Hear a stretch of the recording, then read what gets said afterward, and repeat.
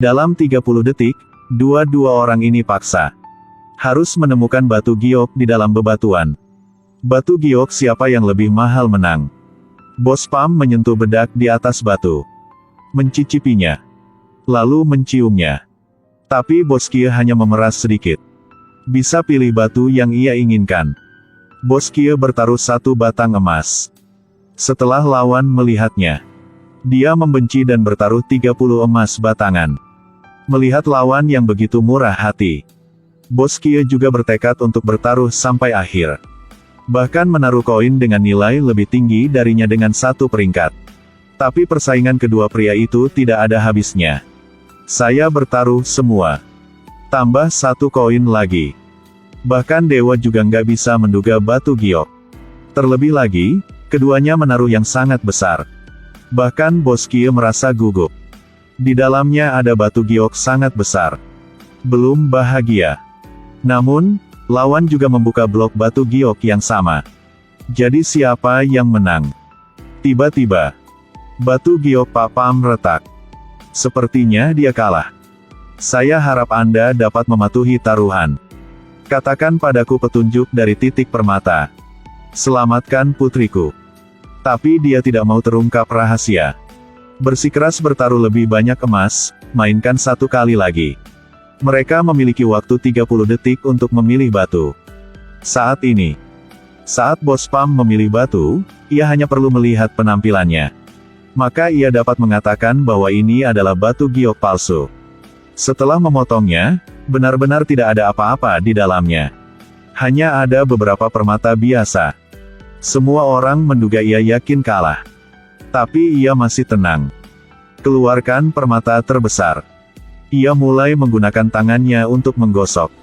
Kemudian dia menyuruh orang itu untuk mematikan lampu. Permata yang warna putih tadi. Namun ketika di tangannya, berubah menjadi batu giok indah berharga tinggi. Tangannya bermasalah. Saya mendengar bahwa pemilik Pam dapat memulai bisnis dengan tangan kosong. Semua mengandalkan tangan ini. Keterampilan berubah permata ke batu giok. Bos Kie hanya bisa bermain buruk. Setelah memilih batu, mata kiri baru saja memancarkan cahaya biru. Langsung rusak. Untungnya, ketika ia membukanya, itu adalah rubi yang mahal. Tidak ada kerugian kali ini. Mutiara darah muncul di dunia ini. Bos Kie ini memang Raja Batu Giok memiliki reputasi abadi. Bos Pam hanya harus setuju. Beritahu rahasia berubah permata ke batu giok.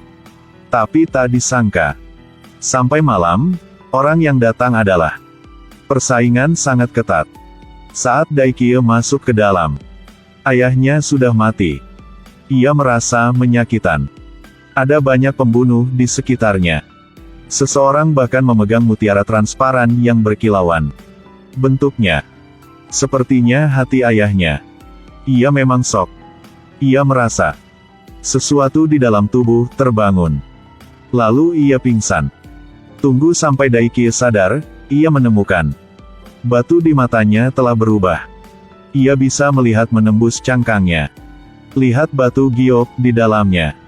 Mungkinkah ini kemampuan menyadari giok keluarga?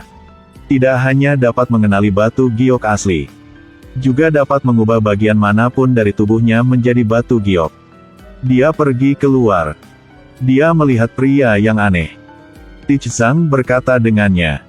Bos Pam telah minta pembunuh membunuh Daikie. Saat ia mengusir ke kamar, hanya melihat 2 saudara perempuan Daikie. Batu giok jantung dicuri oleh Bos Pam. Dia yakin harus membalas dendam. Jadi ketika dia mendengar akan ada kompetisi tentang batu giok, dia segera mendaftar untuk berpartisipasi. Bos Pam minta seseorang untuk bertaruh ke sana. Di bawah syal merah ini ada batu giok ungu. Harganya yang tinggi. Melihat itu, Daikie hanya bisa bersembunyi di kamarnya. Mengaktifkan kekuatan permata. Dia berniat untuk mengeluarkan mutiara sebagai taruhan. Memang ia tergila. Bahkan pemilik Pam ketika dia melihat mutiara juga takut. Kali ini, jenis batunya sama. Pemilik Pam mengatakan ini adalah permata indah yang langka. Daikie memiliki reaksi sebaliknya. Baru saja akan dimulai. Lawan tiba-tiba tertarik pada objek yang ditaruh. Ini bros dada Siu Kie. Apakah Anda ingin menang atau ingin adik perempuan? Hal ini tak perlu diskusi. Yakin aku memilih adik perempuan. Tichzan dengan cepat menghentikan Tie Kie. Ia bilang Siu Kie sedang ada di rumahnya. Bos Pam memainkan trik psikologis. Keduanya memutuskan untuk menugaskan kerja sama. Semua orang kembali untuk melindungi Siu Kie. Semua orang terus bermain. Batunya baru saja dipotong sedikit. Penilai batu kagum meneriakkan batu giok yang indah. Tapi tak disangka, warna hijau itu hanya sebagian kecil. Bernilai kurang dari 1 emas batangan. Bos Pam gak berani percaya. Dia bergegas dan memotong pisau dengan sangat keras. Hasil dalamnya hanya benang katun. Pak Pam busuk di dalam. Dia tidak tahan ditunjuk oleh orang-orang. Segera minta bawahan membunuhnya. Tapi hasil ini bisa diprediksi. Dai Kie hanya menggunakan sedikit kekuatan pemulihan batu giok. Bisa membuat mereka ketakutan. Dia dengan sewenang-wenang mengangkat tangannya. Mampu melempar Bos Pam sesuka hati. Sekarang ia baru tahu. Apa yang mengubah batu menjadi batu giok? Sungguhan, dia menggunakan ramuan ajaib. Kaki Siu Kie juga karena ini.